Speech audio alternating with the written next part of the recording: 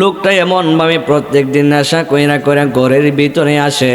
হঠাৎ করে যখন এমন ভাবে ঘরের ভিতরে আসে, একদিন হঠাৎ করে লোকটা রমজান মাসে এই লোকের মা এমন ভাবে তন্দুরি বানায়, অর্থাৎ লোকের মাটা এমন ভাবে রুটি বানায়, সন্ধ্যাবেলা ইফতারের সময় খাওয়ার জন্য এই রুটিগুলা বাঁচতেছে। হঠাৎ করে সন্তান এমন ভাবে মাতাল অবস্থায় তিনি এমন ভাবে মার কাছে গেছে, যায়া ডাক দিয়ে কয়, আম্মা, ও আম্মা গো, আমি এখন রুটি দিয়ে মাংস দিয়ে খাইতে চাই। ওই মুহূর্তে মা জননী এবার সন্তান দিয়ে ডাক দিয়ে কয়, সন্তান রে, তুমি আসছো এই রমজান মাসের রোজা রাখার সময়, তুমি আসছো জুহরের সময় খাওয়ার জন্য। সন্তান, এখন কিভাবে তুমি খাইবা? এই রুটি তো তন্দুরে এখন বানাইতেছি, এই রুটিগুলা তো এখন খাওয়ার জন্য বানাই নাই, রুটিগুলা বানাইতেছি ইফতারের সময় খাওয়ার জন্য। জবান খুলে গেল সুবহানাল্লাহ। কই হুজুর, এই পাহাড়ের চড়ার মধ্যে আপনি কেন এসেছেন? কই একটা তলব নিয়ে আপনার কাছেই আমি এসেছিলাম। এবার হারুন বলকে ডাক দিয়া কই, হুজুর আপনি কেন এসেছেন আমি তা জানি। নবরঙ্গের বদরিয়া ওরে পাগল করিয়া এখন দয়াল রহিলা কোথায়, এখন দয়াল রহিলা কোথায়? ও মোর জালা রে জালা, মাটির গরে আর সাদের দেহ থাকবে পরে, সাদা কাপড় ছাড়া দেহে কিছু রবে না রে, কিছু রবে না। জারি জুরি বাহাদুরি বাপে বহরা সোল সাতনি, জারি জুরি বাহাদুরি পাপে বহরা সোল সাতুরি, মরণ মানে না রে, মরণ মানে না। আল্লাহুম্মা সাল্লি মাশাআল্লাহ মাশাআল্লাহ সাইয়্যিদিনা। এর ভিতরে হবে গো রে মন আমার, কেন বান্ধো দালান ঘর? একদিন মাটির ভিতরে হবে গো রে মন আমার, কেন বান্ধো দালান ঘর? প্রাণ পাখি ওরে যাবে পিঞ্জর চিরে, দরা ধামন সবই রবে, তুমি রবে পরে, ঠিক না? ওরে প্রাণ পাখি ওরে যাবে পিঞ্জর চিরে, দরাদারি সবই রবে, তুমি রহবে পরে। বন্ধু বান্ধব যত, মাতা পিতা তারা শত, বন্ধু বান্ধব যত, মাতা পিতা তারা শত, সবই হবে একদিন তোমার পরে। মন আমার কেন বান্ধো দালান ঘর? লা ইলাহা ইল্লাল্লাহ, জবান গলে লা ইলাহা ইল্লাল্লাহ, ভালো লাগে লা ইলাহা ইল্লাল্লাহ, মাশাআল্লাহ লা ইলাহা ইল্লাল্লাহ, হাসবি রাব্বি জাল্লাল্লাহ, মা ফি কলবি গায়রুল্লাহ। বলুন হাসবি রাব্বি সাল্লাল্লাহ, মা ফি কলবি গায়রুল্লাহ। আদ নূর মুহাম্মদ সাল্লাল্লাহ, বলুন নূর মুহাম্মদ সাল্লাল্লাহ, লা ইলাহা ইল্লাল্লাহ, লা ইলাহা। আলামিন বলেন, জি জিন এবং মানুষকে সৃষ্টি করেছি একমাত্র আমি আল্লাহ রাব্বুল আলামিনের ইবাদত বন্দেগী করার জন্য। আপনি যখন ফজরের নামাজের আজান দেয়, মুয়াজ্জিন যখন বলে সালাতু খায়রুম মিনান নাওম, আপনারা যখন এমন ভাবে শীতের মধ্যে ঘুমায়া থাকেন, ওই দিক দিয়ে মুয়াজ্জিন যখন সালাতু খায়রুম মিনান নাওম এমন ভাবে তালকিনটা দেয়, কিন্তু আপনি কান দিয়ে শোনার পর এমন ভাবে ঘুমায়া থাকেন। নরহামুরা মধ্যপাড়ার বাবাজিরা গো, ও আমার পর্দানুসীন মা বোনেরা, এই জন্য আমি ডানে বামে যাব না, আলোচনায় ঢুকে গেলাম, কারণ এরপরে আমি আপনাদেরকে নিয়ে একটু জিকির দেওয়া লাগবে। তারা আমাকে একটু বলেছে জিকির করার জন্য, যেহেতু তারা আবদার করেছে সে আবদার রাখতে হবে, কথা কোন ঠিক কিনা?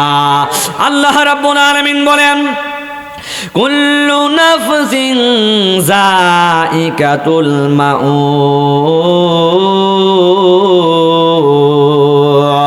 আল্লাহ রাব্বুল আলামিন এই কুরআনুল কারীমের মধ্যে সূরাতুল বাকারার ভিতরে আবার আরেকটা আয়াত নাযিল করে দিয়েছে। আমার আল্লাহ রাব্বুল আলামিন বলেন, এই পৃথিবীর ভিতরে প্রত্যেকটা প্রাণী একদিন মৃত্যু স্বাদ গ্রহণ করতে হবে। আজকে আমি নোহার মোড়াতে এসেছি, আজকে নোহার মোড়া মানুষ শুধু সারা জীবন বেঁচে থাকবে তাই নয়, আমার আল্লাহ যতটা প্রাণীর ভিতরে প্রাণ দিয়েছে, হইতে পারে সে বাঘ, হইতে পারে সে পশু, হইতে পারে সে পাখি, হইতে পারে সে জিন, হইতে পারে সে মানুষ, আমার আল্লাহ রাব্বুল আলামিন যতটা প্রাণীর ভিতরে আমার আল্লাহ প্রাণ দিয়েছে, প্রত্যেকটা প্রাণী একদিন মৃত্যু স্বাদ গ্রহণ করতে হবে, কথা কোন ঠিক কিনা? নরহামুরার বাবা নাই নাই, আমার একজন দুইজন তিনজন করতে করতে আমার পরিবার থেকে 4টা মানুষ এমন ভাবে চলে গেল, যে 4টা মানুষ হলো আমার প্রধান 4টা মানুষ ছিল। ও হুজুর, কি এমন 4টা মানুষ? 1 নম্বরে হলো আমার দাদা এই দুনিয়ার মধ্যে বেঁচে ছিল, কিন্তু আমার দাদা দুনিয়া ছেড়ে অন্ধকার কবরে শুয়ে গেছে। আমার দাদি দুনিয়াতে এমন ভাবে বেঁচে ছিল, আমার দাদি দুনিয়া ছেড়ে অন্ধকার কবরে শুয়ে গেছে। আমার নানা দুনিয়াতে ছিল, আমার নানাও দুনিয়া ছেড়ে অন্ধকার কবরের ভিতরে এমন ভাবে শুয়ে গেছে। আমার নানিও দুনিয়াতে ছিল, আমার নানু দুনিয়া ছেড়ে অন্ধকার কবরে শুয়ে গেছে। এই 4টা মানুষ আমাদের সমাজের সবচেয়ে বড় প্রধান মানুষ ছিল, যাদের কারণে এক পরিমিলির সঙ্গে আরেক বন্ধন হয়, কথা কোন ঠিক কিনা? 1 জন 2 জন 3 জন করতে করতে এমন ভাবে আমার 4টা মানুষ দুনিয়া ছেড়ে অন্ধকার কবরে শুয়ে গেল।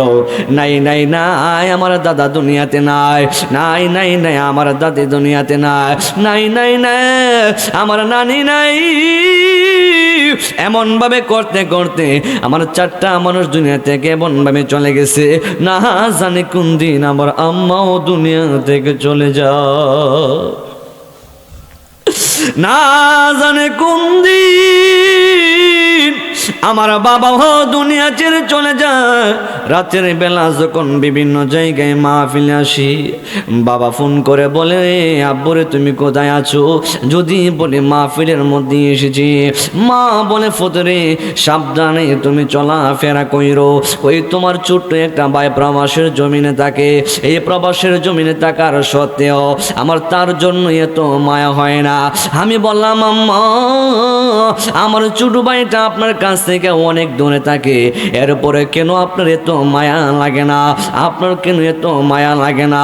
কই ফুতরে, আমার ছোট্ট ছেলেটা প্রবাসের জমিনে থাকে, কিন্তু থাকার পরেও আমার সন্তান ডিউটি করে, এরপরে ডিউটি করে সুন্দর করে আবার বাসার মধ্যে চলে আসে, কিন্তু তার তেমন একটা রিস্ক নাই। তোমার সবচেয়ে বড় রিস্ক, তুমি বিভিন্ন জায়গায় গাড়ি দিয়ে আসা যাওয়া করো, তোমার নিয়ে আমার সবচেয়ে বড় ভয় লাগে, কথা কোন ঠিক কিনা? নহা বাবারি, এবার একটা বাস্তব প্রমাণ দেখেন। আমি বলেছিলাম বাতি চারা মাটির ঘরে সাদের দেহ এমন ভাবে একদিন পরে থাকবে। আমি যখন একদিন এমন ভাবে নাসিরনগর এমন ভাবে মাহফিল থেকে আসার পথে আমার সঙ্গে আমার ইব্রাহিম ভাই ড্রাইভার ছিলেন, আমার সঙ্গে আমরা 2 জন মাহফিল থেকে আসতেছি, হঠাৎ কইরা শাহবাজপুর ব্রিজটা আমার সঙ্গে সঙ্গে পুলিশ এমন ভাবে আমাদেরকে হাত দিয়ে থামাইলো। এখন জিজ্ঞাসা করলাম, স্যার আপনি কে কেন আমাদেরকে থামাইলেন? কই একটা লাশ তোমার গাড়ি দিয়া আমাদের পুলিশ পাড়ির মধ্যে নেওয়া লাগবে। ওই লাশের আবার কি এমন সমস্যা হইল? ওই আমি এখন ডুবাই একটা লাশ পানিতে তুললাম, জিজ্ঞাসা করলাম স্যার এই লাশটা কি এমন কারণে পড়ে গেল? সব বলতেছে লাশটা অন্ধকারের ভিতরে কেমন কইরা জানি এমন ভাবে একটা তেলবাহী গাছ, যেটা হলো ট্রাক দিয়া যে তেল আনা নেওয়া করে, এই ট্রাক সহকারে লোকটা এমন ভাবে গর্তের মধ্যে পড়ে গেছে। আর গর্তের মধ্যে পইরা সে গাড়ি থেকে আর বাহির হইতে পারে নাই। লোকটা দুনিয়া ছেড়ে এখানে দুনিয়া ছেড়ে চলে গেছে। জবানটা বলে কন্যা ইন্না লিল্লাহি ওয়া ইন্না ইলাইহি রাজিউন। এবার বললাম স্যার লাশটা কোথায়? হঠাৎ করে তাকাইয়া দেখি এই লাশটা রাস্তার বাম পাশের মধ্যে শোয়া ফালাইতে রাখছে। একটা পয়সারও সেই লাশটার দাম নাই, একটা পয়সারও সেই লাশটার দাম নাই। এবার বললাম স্যার গো আপনি যে আমাদেরকে দাঁড়া করাইছেন ঠিক আছে, কিন্তু আমার তো আরেকটা মাহফিল আছে, যাওয়া লাগবে, ওই জায়গার মধ্যে ধরা লাগবে। কিন্তু মাহফিল থাকার কারণে আমরা দুইজন চলে আসলাম, কিন্তু কত শত শত গাড়ি যায়, প্রত্যেকটা গাড়ির এমনভাবে সিগন্যাল দেয়, কোনো একটা গাড়িও এমনভাবে খাড়াই না, কারণ এই কেউ এই লাশটাকে গাড়ি দিয়ে নিতে রাজি না। এর মানে বোঝা গেল এই দুনিয়াটা কারো জন্য কিচ্ছুই না, ঠিক কিনা? বাতি চাহারা মাটির গড়ে ওরে সাদের দেহ থাকবে পরে, সাদা কাপড় ছাড়া দেহে কিছু রবে না রে, কিছু রবে না। জারি জুরি বাহাদুরি পাপে বহরা সল সাতরি, জারি জুরি বাহাদুরি পাপে বহরা সল সাতরে, মরণ মানে না রে, মরণ মানে না। এ নোহার মোরের আব্বু, এ বন্ধুরে আমার, এবার আসুন একটু আমরা সামনের দিকে তাকাই। আজকে সমাজের কিছু কিছু যুবক ফলাফান আছে দেখবেন মার মনে কষ্ট দেয়, কিছু কিছু ফলাফান আছে দেখবেন হাঁটুর উপরে প্যান্ট পিন্ধে এমন ভাবে ঘুরে। রে বন্ধু তুমি যেমন একজন মায়ের সন্তান, আমি জসিমউদ্দিন আজিজ একজন মায়ের সন্তান, তুমি যেমন একটা বাবার সন্তান, আমিও তো একজন বাবার সন্তান। আমার মা শিক্ষা দিছে আমি বিভিন্ন মানুষের সামনে কথা বলি, আমার বাবা পরিশ্রম করে আমার যতটুকু পড়াইছে না কেন, মার দোহার কারণে একমাত্র 10টা মানুষের সামনে কথা বলতে পারি। বন্ধু কথার কথা মনে হয়ে গেল এক যুবক ছিলেন, তিনি একজন আল্লাহর ওলি ছিল, যে আল্লাহর ওলি এমন কোনো দিন নাই যে রাতের বেলা মদ পান করতো না। প্রত্যেক দিন রাতের বেলা এমনভাবে নেশাদ্রব্য পান করে করে ঘরের ভিতরে আসতো, জবান করে কি নাউজুবিল্লাহ বলা যাবে না। একদিন, 2 দিন, 3 দিন নয়, এমন ভাবে করতে করতে লোকটা এমন ভাবে প্রত্যেক দিন নেশা কইরা করে ঘরের ভিতরে আসে। হঠাৎ করে যখন এমন ভাবে ঘরের ভিতরে আসে, একদিন হঠাৎ করে লোকটা রমজান মাসে এই লোকের মা এমন ভাবে তন্দুরি বানায়, অর্থাৎ লোকের মাটা এমন ভাবে রুটি বানায়, সন্ধ্যাবেলা ইফতারের সময় খাওয়ার জন্য এই রুটিগুলা বাঁচতেছে। হঠাৎ করে সন্তান এমন ভাবে মাতাল অবস্থায় তিনি এমন ভাবে মার কাছে গেছে, যায়া ডাক দিয়ে কয় আম্মা, ও আম্মা গো, আমি এখন রুটি দিয়ে মাংস দিয়ে খাইতে চাই। ওই মুহূর্তে মা জননী এবার সন্তান দিয়ে ডাক দিয়ে কয় সন্তান রে, তুমি আসছো এই রমজান মাসের রোজা রাখার সময়, তুমি আসছো জুহুরের সময় খাওয়ার জন্য। সন্তান এখন কিভাবে তুমি খাইবা? এই রুটি তো তন্দুরে এখন বানাইতেছি, এই রুটিগুলা তো এখন খাওয়ার জন্য বানাই নাই, রুটিগুলা বানাইতেছি ইফতারের সময় খাওয়ার জন্য। জবান খুলে গেল সুবহানাল্লাহ। এবার যুবক ডাক দিয়ে কয় আম্মা, ও আম্মা গো, এখন আমার বড় পেটে বড় খিদা লেগেছে, কই জালিয়া সন্তান রে আমার, এই রমজান মাসের ভিতরে কেমনে মদ পান করে আইছো, তোর কি লজ্জা শরম বলতে কিছু লাগে না রে সন্তান। ডাক দিয়ে কয় আম্মা গো, ও আমার আম্মা, আমি বলছি এখন আপনি আমার রুটি দান করুন, আর না হলে যদি আপনি রুটি না দেন তাহলে আমি রাইগা যামু। এবার একবার দুইবার তিনবার এমন ভাবে বলার পরে মা জননী তার এমন ভাবে একটা দমক মারলো, ওই রমজান মাসে তুই মদ খাইতে খাইতে ঘরে আসছিস, তোর মতন কুলাঙ্গার সন্তান আমার দরকার নাই। যেই মাত্র মা জননী রাগের মাথায় এই কথাটা সন্তান রে বলল, বলার সঙ্গে সঙ্গে সন্তানের মারে একটা তাপ্পর মারছে, জবানটা খুলে কি নাউজুবিল্লাহ বলা যায় না। এবার তাপ্পুর মাইরা দিছে রে, তাপ্পুর মারার সঙ্গে সঙ্গে এবার মা তাপ্পুর মাইরা, এবার স্ত্রী তার এমন তাপ্পুর দেওয়ার সঙ্গে সঙ্গে এই লোকটার স্ত্রী এমন ভাবে দইরা ঘরের ভিতরে নিয়ে গেল। ওই দিক দিয়ে তাপ্পুর দেওয়ার সঙ্গে সঙ্গে মা জননী যখন রুটি বাজতেছে সেই চুলার মধ্যে সন্তানটা তাপ্পুর দেওয়ার সঙ্গে সঙ্গে মা আর সেই টোলটা ফেরায় রাখতে পারে না, সঙ্গে সঙ্গে মা এমন ভাবে চুলার মধ্যে পড়ে গেল, কাপড়ের ভিতরে এমন ভাবে আগুন লেগে গেল, আগুন নিবাইতে বড় কষ্ট হয়ে গেল। ওই মুহূর্তে এক পর্যায়ে লোকটা এমন ভাবে মারা গেল। আর ওই দিক দিয়ে লোকটারে ঘরের ভিতরে ঢুকাইয়া দরজাটা এমন ভাবে লাগাইয়া দিছি, লাগাইয়া দেওয়ার সঙ্গে সঙ্গে লোকটা মদ খাইতে খাইতে এমন ভাবে ঘুমাইয়া গেছে, জবানটা খুলে কি আল্লাহু আকবার বলা যায় না। কথা বুঝেননি আমার বাজান, একটা জিনিস বোঝানোর জন্য কথাটা বলতেছি, একটু খেয়াল করেন। আল্লাহু আকবার বলেন। নবরঙ্গের মুদরিয়া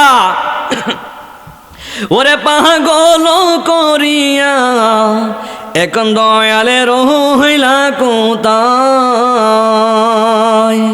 এখন দয়াল রহইলা কোথায়,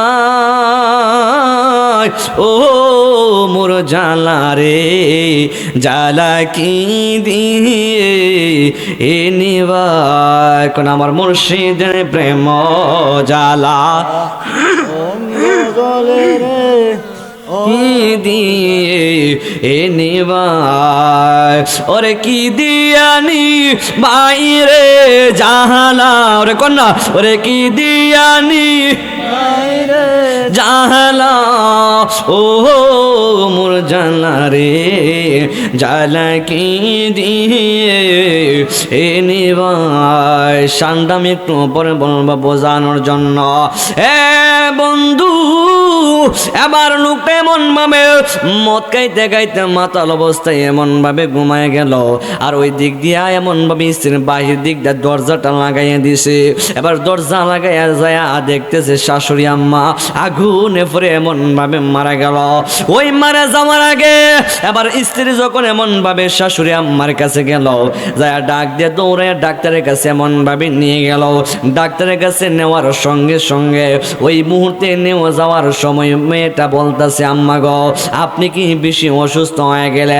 ডাক দিয়ে কই পুত্র বধূ, আমি এমন একটা অবস্থায় আছি আমার মনে হয় আমি আর বাঁচব না। কই আম্মা আপনি এমন কোনো কথা বলবেন না। ডাক দিয়া কই পুত্রবধূ আমার, আমি যদি দুনিয়া থেকে মরে যাই আমার সেই মুখটা আমার সন্তানরে কোনো দিন দেখাইবা না। আমার মরা মুখটা আমার সন্তানরে তুমি দেখাইতে পারবা না, তুমি আমার কাছে কথা দাও। বলছে ঠিক আছে আম্মা আমি দেখাইব না। ওই ঠিক আছে তুমি আমার কথাটা রাখবা। এবার এইভাবে ওই ডাক্তারের কাছে যাওয়ার সঙ্গে সঙ্গে এমনভাবে মহিলাটা দুনিয়া ছেড়ে চলে গেল। জবান খুলে কন্যা ইন্না লিল্লাহি ওয়া ইন্না ইলাইহি। এবার মহিলা দুনিয়া থেকে এমন ভাবে বিদায় হয়ে গেল। এবার একদিন দুই দিন তিন দিন চলে গেল। এবার হঠাৎ কইরা ওই লোকটার স্ত্রী এমন ভাবে ঘরের দরজাটা খুললো। ঘরের দরজাটা কইলা ঘরের আলমারি থেকে তিনি এমন ভাবে আলমারি থেকে কাপড়গুলা খুলতেছে। কাপড়গুলা কুইলা কুইলা এমন ভাবে ব্যাগে ঢুকাইতেছে। আর পালঙের যে কাপড়গুলা আছে সমস্ত কাপড়গুলা মহিলার কাপড়গুলি এমনভাবে যখন ব্যাগের মধ্যে ঢোকাইতেছে, ওই ওই দিক দিয়ে আসামি হঠাৎ করে ডাক দিয়ে কই স্ত্রী আমার তুমি কেন এমন ভাবে কাপড়গুলি এমন ভাবে বেগে ঢুকাইতেছ ডাক দিয়ে কই স্বামী ও স্বামী গো আমি আপনার গোড়া আর আমি করতে পারবো না আমি এই আপনার স্বামীর গোড়া আমি আর করতে পারবো না কই কেন তুমি আমার ঘর করতে পারবা না কই আমি কি এমন অপরাধ করলাম ডাক দিয়ে কই স্বামী স্বামী গো স্বামী গো ও স্বামী আমি কেমনে আপনার ঘরটা করতাম এমন একটা কাহিনী আপনি ঘটাইলেন যে কাহিনীর কারণে প্রত্যেকটা এলাকার মানুষ আমারে বলে খুনির স্ত্রী আমি সেই এমন এই অপদার্থ বলে বলে আমাকে গালি দেয় সবাই আমাকে বলে তুই একটা লাঞ্ছিত কলঙ্কিত সন্তানের পুত্রবধূ স্বামী আমি আর একটা মুহূর্তের জন্য আমি তোমার সংসার করতে পারবো না কই কি এমন কারণে আমি কি করছি তুমি বলো না কই আমি যখন এমন ভাবে আপনি যখন আপনার মারে এমন ভাবে তাপ্পর মারলেন আপনার মারে তাপ্পর দেওয়ার সঙ্গে পরে কি এমন কাহিনী ঘটছে জানেননি কই কি এমন কাহিনী ঘটছে তুমি বলো না ডাক দিয়ে কই স্বামী গো আপনি যখন গতকালকে রুটি খাওয়ার জন্য আপনার মারে তাপ্পর মারছিলেন ওই মুহূর্তের সঙ্গে সঙ্গে আপনার মা এমন ভাবে চুলার মধ্যে পড়ে আগুনে পড়ে এমন ভাবে মারা গেল এমন দরদি ববে কেউ হবে না আমার মা গো এমন দরদি ববে কেউ হবে না আমার মা গো মায়ের একবার দুধের টান কাটিয়া গায়ের চাম আল্লাহু আকবার মায়ের একবার দুধের টান কাটিয়া গায়ের চাম পাপোশ বানাইলে ঋণ শোধ হবে না আমার মা গো এমন দরদি ববে কেউ হবে না আমার মা গো চিৎকার মেরে দুইটা টুট লাগায়া কন্যা মা জবান খুলে কন্যা মা এ নরহার বাবারি ও নরহার যুবক বন্ধু এবার কথায় আবার আরেকটা জিনিস বোঝানোর জন্য বলতে লাগলাম একদিন যখন স্বামী স্ত্রী যারা নতুন নববধূ হয়েছে স্বামী স্ত্রী দুইজনের নতুন বিবাহ হয়েছে নতুন বিবাহ হওয়ার পরে স্বামী স্ত্রী রাতের বেলা ঘুমাইলো 1 বছর চলে যাওয়ার পরে তাদের ঘরের ভিতরে একটা বড় একটা সন্তান জন্ম নিল বন্ধু এবার সন্তানটা যখন এমনভাবে যখন সন্তানটা জন্ম নিল এবার সন্তানটা জন্ম নেওয়ার পরে স্ত্রী খুশি স্বামীও খুশি দুইজন অত্যন্ত খুশি হয়ে গেল এবার খুশি হয়ে যাওয়ার পরে এবার তারা রাতের বেলা এমনভাবে ঘুমায় যখন বাচ্চার বয়সটা 6-7 বছর বাচ্চার বছরটা যখন 1-1.5 বছর এমনভাবে হয়ে গেছে এখন বাচ্চাটা শুধু রাতের বেলা এমনভাবে কান্নাকাটি করে আর শুধু কান্নাকাটি করে কান্নাকাটি করার কারণে স্বামী প্রত্যেক দিন বাজার থেকে কাজ করে আসে কাজ করে এসে এমনভাবে ঘরের ভিতরে আসে রাতের বেলা যখন এমনভাবে ঘুমায়া যায় সঙ্গে সঙ্গে বাচ্চারা গভীর রাতে এমনভাবে কান্নাকাটি করে আর 1 দিন 2 দিন 3 দিন নয় এমনভাবে যখন কিছুদিন চলে গেল হঠাৎ করে একদিন স্বামী রাগান্বিত হয়া ডাক দিয়ে কই স্ত্রী রে তোমার সন্তানটারে তুমি এখন করতে গেলে বাহির হয়ে যাও তোমার সন্তানের কান্নাকাটি আমার আর ভালো লাগে না ডাক দিয়ে কই স্বামী গো কি এমন কারণে আমার সন্তানের কান্না আপনার ভালো লাগে না ওই আমি সারাটা দিন কাজ করে আমি ঘরের ভিতরে আসি রাতের বেলা ঘুমানোর জন্য আর তোমার সন্তানের কান্নাকাটির জন্য আমার চোখের মধ্যে আমি ঘুমাইতে পারি না, তুমি তোমার সন্তানটারে লয়া বাহির হইয়া যাও। এবার যেই কথা সেই কাজ, স্ত্রীর সন্তানটারে এমন ভাবে নিয়া কোলের মধ্যে না বাহির হয়ে গেল, একটাই মাত্র কারণ, সন্তানের কান্না বন্ধ করার জন্য। চিৎকার মেরে কন্যা আল্লাহু আকবার। এবার সন্তানটার স্ত্রী লইয়ারি এমন ভাবে বাহিরে চলে গেল, বাহিরের মধ্যে যাই এমন ভাবে ফাতর কোলে লয়ালে আমা এমন ভাবে ঘুম পাতায়, আর ঘন্টার পরে ঘন্টা এমন ভাবে চলে গেল, কিন্তু ওই সন্তানের কান্না বন্ধ হয় না। বন্ধ না হওয়ার কারণে এবার স্ত্রীটা সন্তানটারে লয়া এই কনকনে শীতের এই ভিতরে ইমাইল্লা কত বাতাস, যেই ব্যক্তি সন্তান জন্ম দেয় সে বুঝে সন্তানের কত যন্ত্রণা সহ্য করে। এই শীতের ভিতরে যখন বাচ্চারা হঠাৎ করে প্রস্রাব কইরা দেয়, যখন হঠাৎ করে রাতের বেলা যখন প্রস্রাব কইরা দেয়, মা জননী ঘুমটা এমন ভাবে ভাঙ্গিয়া সন্তানের সেই কাপড়টা পরিবর্তন করে। ঠিক কিনা বলো, কথা কোন ঠিক কিনা? এমন দরদি ভবে কেউ হবে না আমার মা, মা গো। এবার ঘন্টা চলে গেল, আল্লাহু আকবার, ঘন্টা চলে গেল। স্বামী ওই দিক দিয়ে এমন ভাবে 1 ঘন্টা ঘুমাইছে, ঘুমানোর পরে হঠাৎ করে তাকায়া দেখতেছে স্বামী হঠাৎ করে ঘুম থেকে ওইটা দেখে আমি 1 ঘন্টা ঘুমায়া গেলাম, কিন্তু আমার স্ত্রী এখনো পর্যন্ত বাবুর লয়া ঘরে আসে না, ঘরে আসে না। এ নহার মোরার বন্ধু, ও যুবকের দল, এবারে হঠাৎ করে স্বামী ডাক দিয়া কয় স্ত্রী ঘন্টা চলে গেল, তুমি কেন ঘরের ভিতরে আসো না? ডাক দিয়ে কয় স্বামী গো আমার, আপনার সন্তান তুই এমন ভাবে ঘুমাই নাই, কই এই জন্য কি তুমি এতক্ষণ ঘরের বাহিরে বসে থাকবা? এবার সন্তানের মা জননী আবার ঘুম পাড়ানোর জন্য তিনি আবার এমন ভাবে চেষ্টা করতে লাগলেন, কোনে ঘরের বারান্দায় ওই কোনায় যায়, কোনে বারান্দার ওই কোনার মধ্যে আসে, এমন ভাবে আবার স্ত্রীর সন্তানটার এমন লয়া ঘুরতেছে, ওই দিক দিয়ে স্বামী আবার এমন ভাবে ঘুমায়া গেছে। ঘুমাইতে ঘুমাইতে হঠাৎ করে তাকায় আবার ঘুম ভেঙে গেল। হঠাৎ করে তাকাইয়া দেখতেছে মা জননী আবার এমন ভাবে সন্তানটার লয়া দাঁড়াইয়া রয়েছে।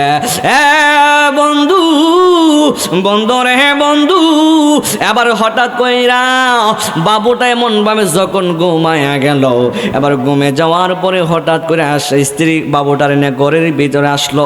ঘরের ভিতরে আইসা দেখে ঘরের ভিতরে স্বামী নাই। আল্লাহু আকবার। স্ত্রী আইসা দেখে ঘরের ভিতরে স্বামী না। স্ত্রী এখন চিন্তায় পড়ে গেল, এতক্ষণ পর্যন্ত আমি আমার বাবুর ঘুম পাতাইলাম স্বামীর জন্য ঘুমের ডিস্টার্ব না হয়, এখন দিয়ে আমি ঘরের ভিতরে আইসা দেখলাম আমার স্বামী ঘরের ভিতরে নেই। স্বামী কই? স্বামীর জন্য এমনভাবে আবার দরজার মধ্যে হেলাইন দিয়ে এমনভাবে দাঁড়ায়া দাঁড়ায়া স্বামীর জন্য এমনভাবে অপেক্ষা করতেছে। এখন স্ত্রী তো আর ঘরের বাহিরে যাইতে পারে না, একদিক দিয়ে হলো শীতের দিন ঠান্ডার সময়, যদি ঘর থেকে এমন ভাবে বাহির হয়ে যান, ছোট্ট বাচ্চাটা ঘরের ভিতরে এমন ভাবে রাখছে, এই ছোট্ট বাচ্চাটার ঘুমটা এমন ভাবে ভেঙে যাবে, এই জন্য স্ত্রী আবার ঘর থেকে বাহির হয় না। অন্য দিক দিয়া ঘরের দরজার ভিতরে এমন ভাবে দাঁড়ায় রইল, দাঁড়ায় অপেক্ষা করতেছে স্বামী কোন সময় আসবে, স্বামীর জন্য দাঁড়ায় রইল। এবার হঠাৎ কইরা তাকায়া দেখতেছে কাদা মাখা শরীর নিয়া একটা লোক এমন ভাবে ঘরের দিকে আসতেছে। আল্লাহু আকবার বলুন।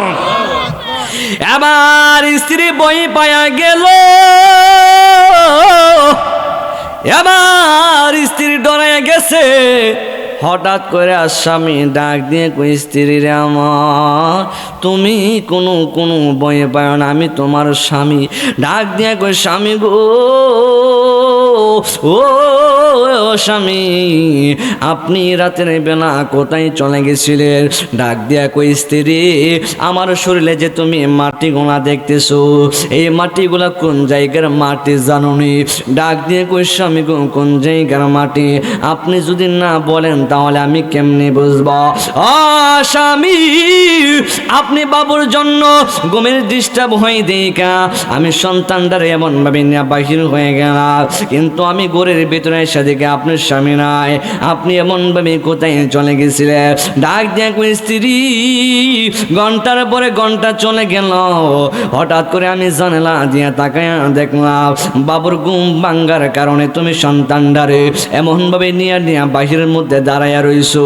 তোমার সেই কাহিনী দেখতে দেখতে আমার মরা মায়ের কথা মনে হয়ে গেছে, মরা মায়ের কথা মনে হয়ে গেছে। স্ত্রীর আওয়াজ,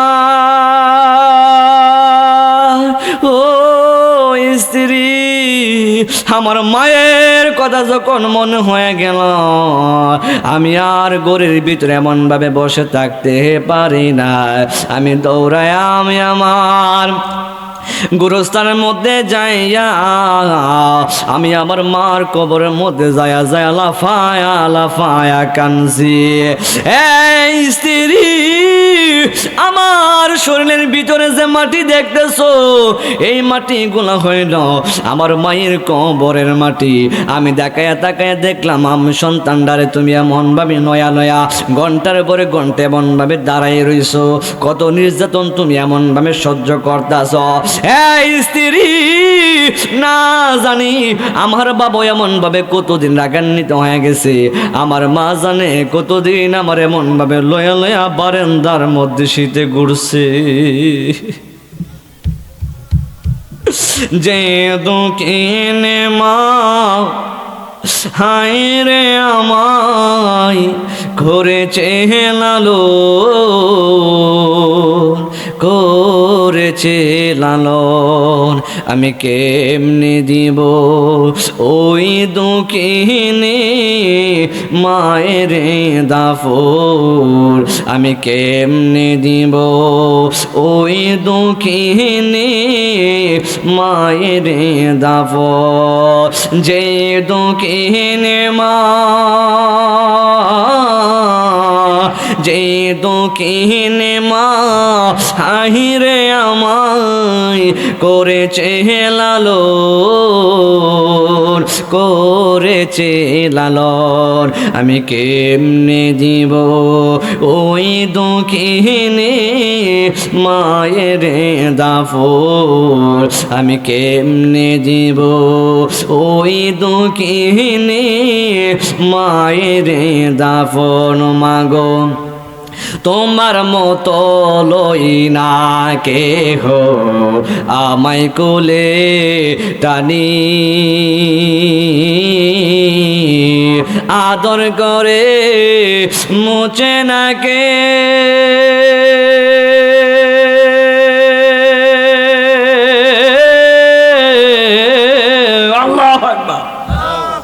আদর করে মুছে না কেউ আমার চোখের পানি।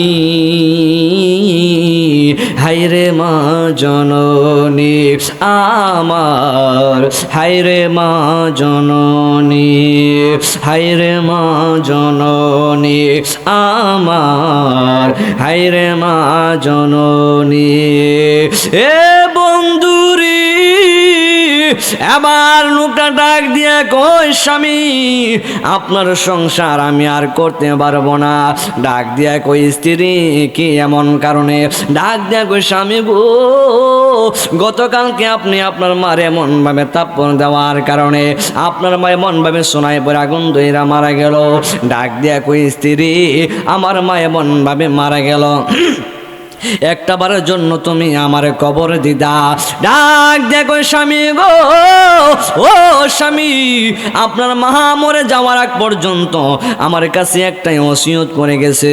ওই কি এমন ওসিয়ত করে গেছে, ওই আমি যদি মারাও যায়, ওই তোমার মুখটা যেন, আমার মার মুখটা যেন আপনাকে না দেখায়, এই জন্য আপনাকে দেখানো হয় নাই। আপনি এমনভাবে মারা গেল, আপনার মা এমনভাবে মারা গেল, আপনার মারে দাফন কাফন কইরা দিলাম, এরপরও আপনার মারে আপনার মুখটা দেখাইলাম না। আপনার মা নিষেধ করার কারণে, এই জন্য আমি আপনার মা আপনার কাছে ওসিয়ত করার কারণে আমি আপনার মার চেহারা দেখায় নাই। সঙ্গে সঙ্গে দুইটা চোখের পানি ফালায়া ফালায়া কান্না করে দিছে। আল্লাহু আকবার বলো। আল্লাহুম্মা সাল্লি আলা সাইয়্যিদিনা মুহাম্মাদ। আল্লাহুম্মা সাল্লি আলা সাইয়্যিদিনা মুহাম্মাদ নাবিয়ানা মাওলানা মুহাম্মদ। আল্লাহুম্মা সাল্লি আলা সাইয়্যিদিনা মুহাম্মদ। এবার ডাক দিয়ে কয় স্বামী, ও স্বামী গো, আমি আর আপনার সংসার আমি এমন ভাবে করতে কই হুজুর, এই পাহাড়ের চড়ার মধ্যে আপনি কেন এসেছেন? ওই একটা তলব নিয়ে আপনার কাছেই আমি এসেছিলাম। এবার হারুন বলকে ডাক দিয়া কই হুজুর, আপনি কেন এসেছেন আমি তা জানি। নবরঙ্গের বদরিয়া ওরে পাগল করিয়া এখন দয়াল রহিলা কোথায়, এখন দয়াল রহিলা কোথায়। ও মোর জালা রে জালায়ানি জালা, ও মোর জালা রে জালা কি দিয়ে এ নিবাই। মুর্শিদ জালাইতে কত কোন নিবাইতে কত কোন, ঠিক না? জালাইতে কত কোন নিবাইতে কত কোন, জানি দয়ালের দয়ার অভাব নাই, ওরে জানি দয়ালের দয়ার অভাব নাই। ও মোর জালা রে জালা কি দিয়ে এ নিবাই। আমার মুর্শিদের প্রেম জালা জলে জালা কি দিয়ে এ নিবাই। হারন বলকি ডাক দিয়ে কই ও হুজুর, আপনি কেন এসেছেন আমি তা জানি। প্রেম লাগছেনি রে বাবা, লাগছেনি? প্রেমের আগুন জ্বলে দিয়ে গুণ রে দয়াল, ওরে জল দিলেন বেনা। দয়াল রে প্রেমের আগুন জ্বলে দ্বিগুণ রে নোহার মোরাবাসী জল দিলে নেবে না।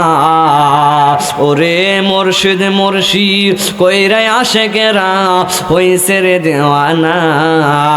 প্রেম করিয়া প্রেমিক মোরে রে দয়াল, প্রেম তো মোরে না।